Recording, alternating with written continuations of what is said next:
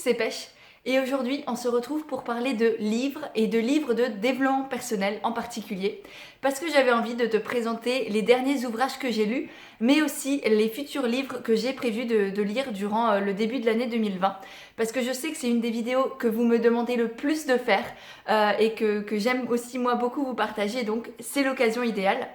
Par ailleurs, si jamais tu as envie d'avoir encore plus d'idées de bouquins de développement personnel à lire, j'ai fait tout un article sur le blog qui est en lien avec cette vidéo et que tu retrouveras directement en barre d'infos. Maintenant que j'ai fait mon petit blabla, on peut y aller. Et le premier livre dont j'ai envie de te parler, c'est Comme par magie d'Elizabeth Gilbert, qui est un livre que j'avais déjà lu il y a 1 an et demi à peu près et que là j'ai relu il y a quelques semaines et qui m'a fait beaucoup de bien parce que je suis en pleine période de remise en question, de doute, un peu de reconversion professionnelle même. Et du coup, lire ce livre, ça m'a fait du bien parce que c'est un livre sur la créativité, c'est un livre qui donne confiance en soi, c'est un livre qui donne de la motivation quand on a des idées, quand on a des envies, des beaux projets à réaliser et qu'en même temps on est un peu bloqué, on ne sait pas trop par où commencer, on ne sait pas trop si on va y arriver. Et bien ce livre, c'est vraiment une petite bible qui te donne l'envie d'essayer, l'envie de tout donner. On parle à la fois de se donner la permission d'essayer, d'échouer, de recommencer, d'y croire. On parle aussi de confiance en soi, de confiance en la vie, de persistance aussi, du fait de ne pas abandonner à la première difficulté. Et vraiment, c'est un best-seller et c'est pas pour rien parce qu'il vaut vraiment le coup. Le second livre dont j'ai envie de te parler, c'est Les 5 clés pour développer la confiance en soi, que j'ai énormément utilisé durant la création du programme Reconnexion, donc qui est le programme de yoga que j'ai développé en partenariat avec Yogiza Life, qui associe à la fois du yoga et du développement personnel pour gagner confiance en soi, entre autres, mais pas que. Et du coup, je me suis beaucoup aidée de ce livre pour rédiger le guide holistique qui donne à la fois des conseils, des enseignements, des réflexions et des petites astuces et des challenges à faire pour gagner confiance en soi, pour apprendre à dépasser ses peurs, pour aller au-delà de ses limites et assumer pleinement qui l'on est. Et du coup, ouais, ce petit guide-là, très facile à lire, donne des bonnes bases avec plein d'exercices, avec des petits schémas. Il est vraiment extrêmement bien fait. Si vous avez envie de gagner confiance en vous, soit vous pouvez prendre le programme Reconnexion, effectivement, je ne peux pas le nier, mais vous pouvez aussi vous acheter ce livre parce que vraiment c'est un livre pratique en fait, c'est du concret, on va directement droit au but et franchement ça fait du bien. Le troisième livre dont j'ai envie de te parler, c'est En voiture Simone d'Aurélie Valogne, que j'ai beaucoup aimé. Alors au début j'étais extrêmement sceptique parce qu'en fait c'est un roman qui parle de l'histoire d'une famille qui se déchire parfois, notamment à Noël où les repas de famille sont vraiment terribles et en fait c'est une souffrance pour tout le monde. Et puis au fur et à mesure, il y a plein de péripéties qui arrivent et puis la famille commence à se construire, il y a des hauts, il y a des bas. Et c'est en fait un très beau livre sur les relations humaines, sur la famille justement, sur comment accepter l'autre, comment être dans le respect, comment nos différences aussi peuvent nous apporter des choses aux uns aux autres et nous rassembler au fait au final et au lieu de se confronter et ben ça nous permet d'apprendre à découvrir le monde différemment, d'apprendre à avoir une autre vision sur la vie et vraiment ce petit livre qui au début j'étais très sceptique effectivement et ben m'a fait beaucoup de bien à la fin, je me suis forcée à le finir et je ne le regrette absolument pas. Le quatrième livre que j'ai adoré, c'est La source de Tara Swart, dont je vous ai aussi beaucoup parlé, que ce soit sur Instagram, je vous ai fait toute une vidéo dessus que je vous mettrai en barre d'infos parce que comme ça, je ne vais pas m'étendre non plus sur le sujet. Mais c'est un excellent bouquin si vous avez envie de comprendre comment le développement personnel fonctionne, comment tout ce qui est loi de l'attraction, visualisation, méditation, toutes ces choses dont on parle tout le temps et on se dit non mais c'est du pauvre blabla, ça va jamais marcher. Pourquoi ça fonctionne au niveau du cerveau. En fait, c'est un livre qui associe le développement personnel et donc tous ces concepts de développement personnel avec la neuroscience. Et Tara Swart est justement une professeure, une américaine qui travaille dans les neurosciences et qui nous explique en fait tout simplement comment le cerveau fonctionne et comment il y a des branchements qui se mettent en place au fur et à mesure et qui créent en nous soit de bonnes habitudes et on va dire, des manières de penser positives ou au contraire, des habitudes qui vont nous être néfastes, qui vont nous empêcher de nous développer, qui vont nous empêcher d'avoir confiance en nous et qui vont nous créer des cercles vicieux en fait. Et c'est vraiment à nous de choisir de savoir comment nous nourrir en fait, on va dire, spirituellement, psychologiquement, pour essayer de débrancher tout ça et de créer des nouveaux canaux, des nouvelles connexions dans notre cerveau pour atteindre nos projets, pour avoir une vie plus épanouie. Et c'est hyper intéressant parce que moi qui ai quand même les pieds relativement bien collés à la terre, je suis pas non plus hyper perchée comme Nana, et ça fait du bien en fait de comprendre tout simplement comment ça fonctionne. Et du coup, si toi tu es un peu sceptique sur tout ce qui est développement personnel ou que tu connais des personnes qui sont un peu mitigées, qui sont très scientifiques, je te conseille vraiment ce bouquin qui est excellent, avec aussi de très bons conseils concrets, des exercices à faire, etc. Le 5e bouquin que j'ai adoré lire, c'est Celle qui parlait avec les chats et autres histoires qui font du bien de David Michi. David Michi, c'est l'auteur du best-seller qui a écrit Le chat du Dalai Lama, que je n'ai pas lu. Par contre, j'ai adoré celui-ci. Je l'avais reçu des éditions Le Duc et vraiment, c'est une petite pépite. En fait, c'est 8 histoires inspirantes, donc 8 petits romans, 8 contes inspirés de la philosophie bouddhiste qui mettent en avant des situations de la vie quotidienne en fait. Ça peut être par rapport à l'argent, par rapport à la maladie, par rapport à la carrière professionnelle, etc.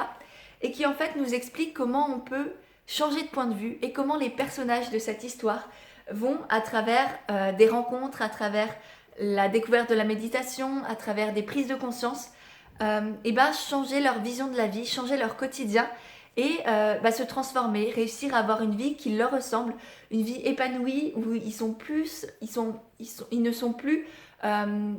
absorbés par tout ce qui est le regard des autres, vouloir plaire, vouloir être dans le paraître. Ils apprennent à comprendre qui ils sont réellement et pleinement. Et franchement, ça fait du bien, c'est très léger et en même temps, c'est très profond. Donc, si tu as envie de ne pas te prendre la tête et en même temps d'avoir des petits déclics comme ça qui font du bien, c'est une lecture très facile à lire, qui n'est pas prise de tête encore une fois, et que moi j'ai adoré lire le soir, parce que le soir j'aime bien lire des livres un peu qui te détendent, pas qui sont trop prises de tête. Et donc celui-là c'est une petite merveille que j'avais du mal à quitter. Donc voilà, un très très beau cadeau à te faire ou à faire à d'autres personnes. Ensuite, les autres livres dont je veux te parler, ce sont des livres que je n'ai pas encore lus, mais que j'ai prévu de lire en 2020 ou là à la fin de l'année 2019. Alors tout d'abord, il y a 2 livres que je compte lire en livre audio, parce que tu sais, je t'en ai déjà parlé, moi les livres audio c'est quelque chose que j'aime beaucoup en ce moment, que j'ai découvert il y a quelques temps et qui ont absolument révolutionné ma vie, que j'écoute soit dans les transports, soit quand je vais me balader, soit quand je vais courir, quand je fais la vaisselle, enfin bref, à toutes les occasions, je lis des livres audio, c'est vraiment pas cher, je crois même qu'en ce moment l'abonnement il est sur 5 euros par mois, donc c'est rien du tout. T'as plein de choix de livres dans tous les domaines, que ce soit dans le développement personnel, dans la science-fiction, pour les enfants, enfin, des biographies, enfin bref, tout ce que tu veux. Et vraiment, je trouve ça génial. Et donc là, moi, j'ai prévu de lire le livre Kilomètre Zéro, qui est, je crois, l'histoire d'une femme qui part à l'autre bout du monde pour aller chercher un médicament pour une de ses amies qui est malade et qui, en fait, sur le chemin, apprend à se découvrir, qui apprend que la réalité, son quotidien en France, c'était pas forcément ce qui lui correspondait et qui apprend tout simplement ce que c'était la liberté, ce que c'était le fait de prendre du temps pour soi. Elle apprend à se connaître, elle apprend à connaître les autres, le monde, sa manière de fonctionner. C'est un livre dont on m'a énormément parlé pour effectivement cette prise de conscience et cette envie d'aller plus loin, d'aller au-delà des limites, de ne pas se mettre de barrières, de ne pas se foutre dans des cases et vraiment de se libérer à la fois psychologiquement, donc au niveau de l'esprit, mais aussi se dire que c'est pas parce qu'aujourd'hui on vit en France que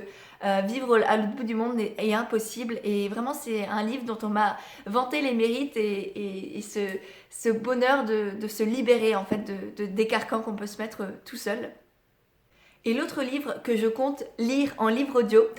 c'est Journal intime d'un touriste du bonheur de Jonathan Lehman, qui est la personne qui a créé Seven Mind, les anti-sages du bonheur, qui est une application de méditation. Et là, du coup, il a écrit un livre sur tout son parcours, son chemin entre son quotidien qui était vraiment lambda, qui était dans les bouchons, le métro, boulot, dodo, etc. et sa découverte de la méditation, de l'Inde, de tout cet aspect un peu plus spirituel et de comment il est passé du quotidien lambda à vraiment un épanouissement. Et Journal intime du bonheur, en fait, c'est le récit justement de Jonathan Lehman qui part en Inde faire une retraite Vipassana et qui nous raconte en fait son périple durant 3 mois, qui rencontre énormément de personnes, de sages, de personnes qui l'inspirent. Et c'est comment il passe de cette routine métro boulot dodo à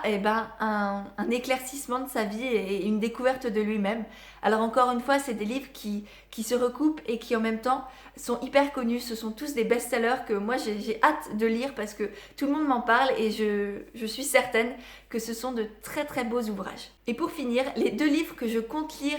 en 2020, ce sont 2 livres qui ont attrait plutôt à la spiritualité et à la féminité, que je n'ai pas encore lu mais que j'ai reçu déjà. Le premier, c'est Dictionnaire décalé du féminin, qui a l'air absolument génial parce qu'en fait, c'est tous ces concepts de la féminité, tout ce qui a trait au poil, tout ce qui a trait à la sexualité, tout ce qui a trait au corps, qui sont totalement déconstruits de manière assez humoristique, on va dire. Et en fait, c'est plein de petits chapitres. Là, il y a marqué « Hors d'un éternel féminin ». Il y en a un qui s'appelle sur « I love ma mère ». Donc, je suppose que c'est sur les relations mère-fille, etc. Il y en a un sur le Kama Sutra. Et c'est à chaque fois des petits récits, c'est très très rapide, avec des petites images, des textes assez courts, et qui en même temps, je sens qu'il y a une vraie réflexion derrière. Alors j'en ai déjà lu quelques-uns, j'ai pas tout lu, mais il y a vraiment en fait c'est un livre féministe qui nous apprend à prendre du recul sur tous ces stéréotypes qu'on a emmagasinés nous-mêmes, sans même en prendre conscience, et que je pense on doit apprendre à s'en détacher pour se libérer en fait de tout ça et de ce patriarcat dans lequel on a vécu. Alors je suis pas extrémiste là-dedans, par contre je suis féministe effectivement, parce que pour moi le féminisme c'est simplement vouloir l'égalité entre les hommes et les femmes, et je ne sais pas quelle vision du féminisme tu as toi, d'ailleurs dis-le moi en commentaire, mais je suis très curieuse de le savoir parce que je sais qu'on a souvent une vision très erronée de ça,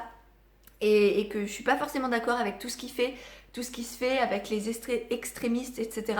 Par contre, c'est extrêmement puissant et important de remettre les choses en question et de prendre du recul là-dessus. Et je pense que des petits ouvrages très abordables comme celui-ci peuvent vraiment nous faire du bien, que ce soit à des femmes plutôt d'âge mûr ou presque à des adolescentes en fait qui se posent des questions. J'ai vraiment hâte de le lire et je pense que je vous en reparlerai, notamment sur Instagram s'il m'a plu. Et l'autre livre qui est là est beaucoup plus profond, beaucoup plus compliqué, que j'ai déjà tenté de lire, c'est Femmes qui courent avec les loups, dont j'ai énormément entendu parler, dont tout le monde me parle, que tout le monde cite quand on parle de féminin, de féminité, de féminin sacré aussi, et un peu de cette femme sauvage dont on parle beaucoup en ce moment. Et je sais que c'est un best-seller, qu'il faut le lire, mais je dois avouer que comme moi j'ai dû lire 1 ou 2 passages, j'ai dû lire une centaine de pages, mais il est vraiment très complexe. Et là pour le coup je ne le recommande pas à tout le monde, et moi-même je ne sais pas si je suis capable de lire, donc je vais essayer de le recommencer. Par contre je sais qu'il est très puissant, très profond, et qu'il a bouleversé énormément de femmes, donc si c'est un sujet qui t'intéresse, je te recommande aussi chaudement. Et si tu l'as lu, je t'invite à mettre un petit commentaire pour me dire ce que tu en as pensé, si tu as réussi à le lire et ce qu'il t'a apporté. D'ailleurs, tu peux me faire un retour sur tous les livres que je t'ai présentés, que ce soit par exemple Comme par magie, si tu l'as lu aussi, dis-moi en commentaire, ou tous les autres, peu importe, je suis curieuse de savoir ce que tu en penses. Et je suis curieuse aussi de connaître toi, quel livre tu as lu dernièrement et quel livre tu as prévu de lire pour le début de l'année, dans tout ce qui est développement personnel ou pas. Dis-moi ce qui toi te plaît. J'espère en tout cas que cette vidéo t'a apporté des petites idées de livres de développement personnel à lire pour les prochains mois. Je t'invite aussi du coup à aller lire l'article du blog où tu trouveras plein de nouvelles idées de livres à lire et à dévorer qui, je suis sûre, te plairont aussi. Sur ce, je te fais des gros bisous et je te dis à très très bientôt. Bye!